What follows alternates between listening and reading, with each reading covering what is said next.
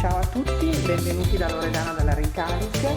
Oggi ho il piacere di presentarvi questo progettino semplice che vedete.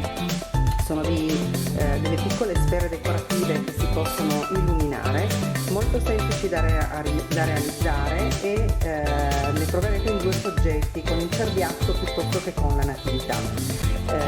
Sono già pronte all'uso, le trovate con tre dischetti da sovrapporre, quindi il lato stelline, in questo caso il lato palme e il lato della natività, e viceversa nel cerbiatto troveremo lato stelline, lato alberi, lato cerbiatto, e in dotazione avremo anche 4 distanziatori che andranno intercalati nella nostra composizione, come potete notare, per poter avere lo spazio necessario a distanziare i vari livelli e a introdurre anche le lucine.